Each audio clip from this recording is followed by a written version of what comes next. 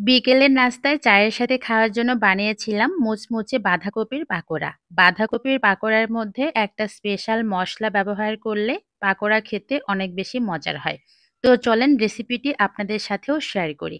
প্রথমে একটা বাটির মধ্যে কুচিয়ে রাখা বাঁধাকপি নিয়ে নিচ্ছি। বাঁধাকপিটা যতটুকু পারবেন ভালো করে কুচিয়ে নেবেন। এরপরে এর মধ্যে স্বাদ মতো লবণ দিয়ে লবণ আর বাঁধাকপি একসাথে ভালো করে কষলিয়ে নিচ্ছি। যখন দেখব বাঁধাকপিটা একদম কমে গিয়ে চুপসে গিয়েছে, এই পর্যায়ে বুঝে নিতে হবে বাঁধাকপি সুন্দরভাবে মাখানো হয়ে গিয়েছে। এক এক করে সবগুলো মশলা এর মধ্যে দিয়ে দিব।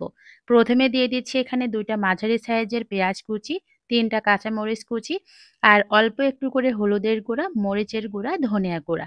আর যে স্পেশাল মশলাটার কথা বলেছিলাম সেটা হচ্ছে মিস্টার নুডলসের প্যাকেটের মধ্যে যে ম্যাগি মশলাটা থাকে সেই ১ প্যাকেট মশলা এখানে দিয়ে দিলাম।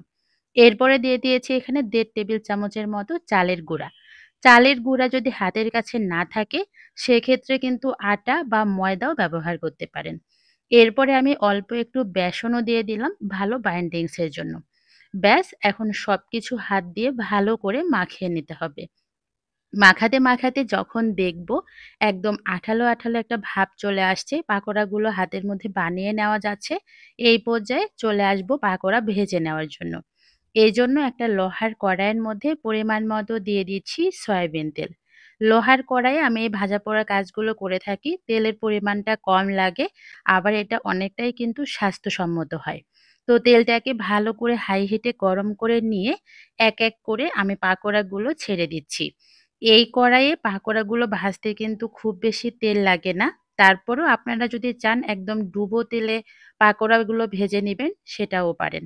তো আমি কিন্তু অল্প তেলের মধ্যেই শ্যালো ফ্রাই করে এই পাকোড়াগুলো ভেজে নিলাম। সবগুলো পাকোড়া আমি একই রকমভাবে ভেজে নিয়েছি। আর এই পাকোড়াগুলো খেতে যে চায়ের সাথে ভালো লাগে এমন না। গরম, গরম ভাত দিয়েও কিন্তু খেতে বেশ মজা লাগে। অথবা আপনার বাসায় যদি বাচ্চারা সবজি খেতে পছন্দ না করে, সেক্ষেত্রে কিন্তু ভুলিয়ে ভালিয়ে এভাবে সবজি দিয়ে পাকোড়া বানিয়ে দিতে পারেন। ওরা মজা করে খেলো, আবার সবজিও খাওয়া হয়ে গেল। তো একটা পাকোড়া ভেঙে দেখাচ্ছি। এটা দেখতে কতটা লোভনীয় লাগছে। ভিতরে যেমন সফট আর উপরে একদম ক্রিসপি।